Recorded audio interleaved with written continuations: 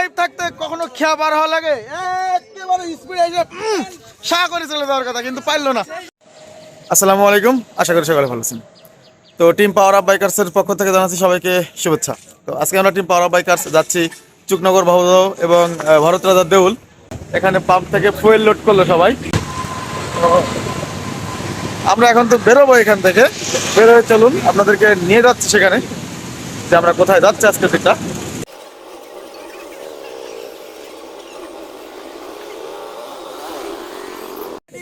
তো আমরা কিন্তু অলরেডি মাইকেলের খেয়াঘাটে চলে আসছি।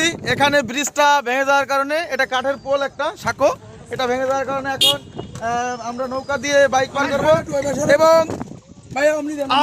এক এক করে নৌকায় বাইক উঠাবে।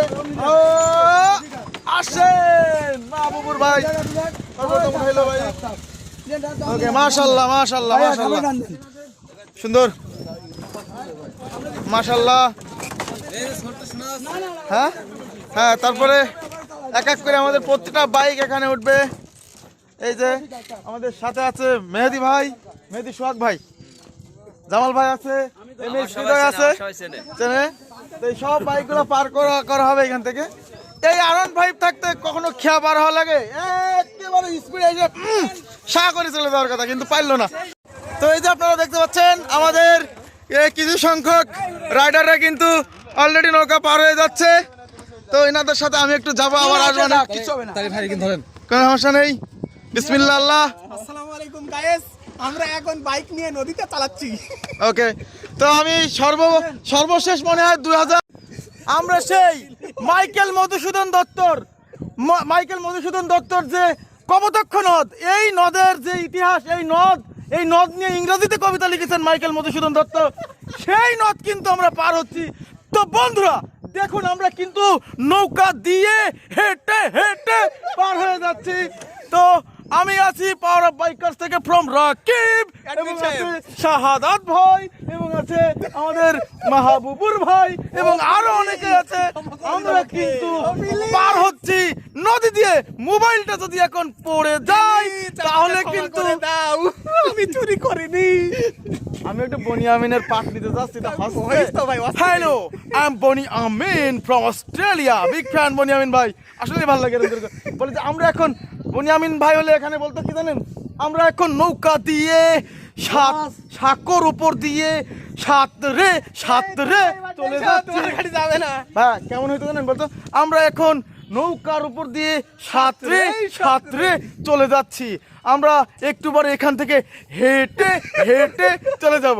তো ঠিক আছে গাইস, আজকে পার হয়ে নেই, তারপর দেখছি কি অবস্থা। সাকিবের ফোন। মাশাআল্লাহ মাশাআল্লাহ।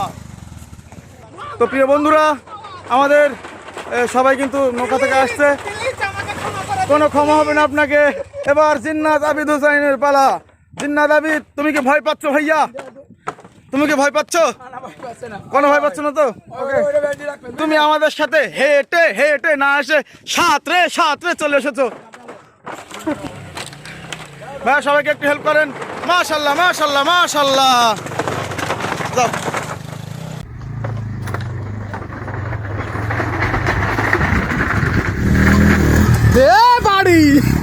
Hi. Bye. This is Michael and this is our team. Yo. কি বলেন বারবার? তারপরে কি বলেন? এই যে আমাদের দাদা মাইকেল মধুসূদন দত্ত দাদা। জামাল ভাই, আপনার মনের কি ভাব প্রকাশ করেন?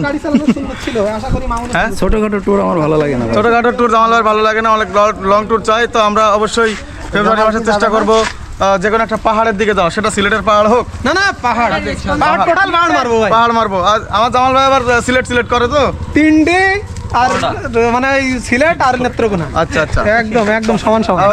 ওকে। আপনি কি আমাদের পাহাড়ে স্পন্সর করবেন? পাহাড়ের টুকটা রাকিব ভাই থাক, রাকিব ভাই তোমরা বলো তাহলে করা লাগবে। বাইক কিনছেন আপনি, অ্যাডমিন, বাইক তো আপনি পুরো দামি ভাই, একটা আরন 5 দিও, ওটা ভিভোর, তাহলে কারা করবে স্পন্সর? ভাই আমারে 2 বছর আগে লঞ্চ হইছে ভাই। ওজন বেশি এই গাড়ির না, ওজন অনুযায়ী ভাই তাহলে হবে। আচ্ছা হইলো, একটা স্পন্সর দিতে কি আছে যায় আসে, সমস্যা নাই। ভিডিও করা আছে কিন্তু দিয়ে যাবেন না তাহলে বন্ধু দেখতেন ভিডিও ভাই।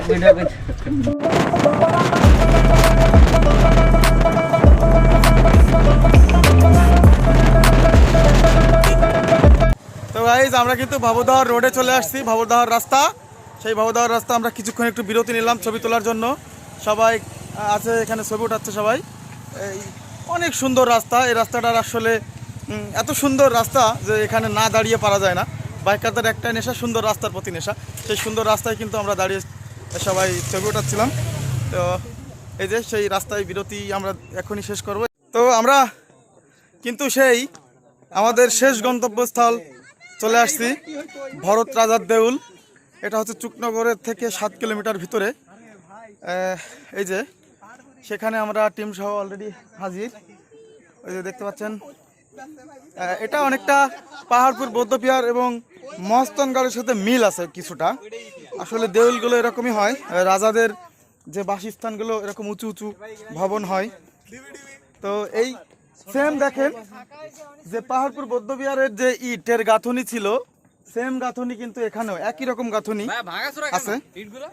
এই ভাঙাচোরা কেন ইটগুলো, এটা অনেক পুরাতন, যার কারণে ভাঙাচোরা। তো আমার টিমমেটগুলো সব বসে আছে এখানে। এই যে ভরত রাজার দেউল। হ্যাঁ, ভাঙাচোরা হওয়ার কারণ কি ভাই আপনি বলতে পারবেন? তখন ডায়াস ছিল না। হ্যাঁ, যে ডায়াস দিয়ে বানায় না। হ্যাঁ ডাইস। আচ্ছা, ডাইস ছিল না, যার কারণে ভাঙাচোরা বা এবড়ো থেবড়ো ইট। তবে এই ইটের গাঁথনি অত্যন্ত মজবুত হয়। তো এটা অত্যন্ত মজবুত এই কারণে বুঝলাম, এখানে এটা কয়েকশো বছরের পুরনো, তবুও যেভাবে গাঁথনিগুলো এটে ধরে রাখছে, এটা আসলে বিস্ময়কর। তো আমরা এখন ফটো সেশন করবো আমাদের টিম গ্রুপ সহ, ব্যানার নিয়ে রেডি সবাই। এই যে, এবং পুরা চূড়া থেকে যদি আমি দেখাই আপনাদের, এই যে দেখা যাচ্ছে, এই যে পুরা দেউলটা বেশ বড় আছে, একদম ছোট তাও বলা যাবে না, মোটামুটি বড় আছে। তো ভাই আপনারা আসেন, ভিতরে আসেন। এই যে সবাই টিম আমাদের ফটো সেশন করছে ওখানে। বেহুলা লক্ষ্মীন্দরের অনেকটা বাসর ঘরের সাথে মিলে যায় এই জায়গাটা, তাই না ভাই? হ্যাঁ, একদম একদম। কি বলেন আপনি, এই জায়গাটা কার কার সাথে মিলে যায়, কেমন দেখতে? মহস্তানগড়ের সাথে তো মিলে যায়। মিলে যায়, হ্যাঁ এটা ঠিক। এবং পাহাড়পুর বৌদ্ধবিহারের যে স্ট্রাকচার তার সাথে কিছুটা মিলে যায়। তো আজকের একই আর্কিটেক্ট, জি। তো ঠিক আছে, আজকের ভিডিও এ পর্যন্তই। এখন আমরা এখান থেকে ফটো সেশন করে বিদায় নেব। ভালো থাকবেন সবাই, টাটা বাই বাই, দেখা হবে অন্য কোনো ভিডিওতে।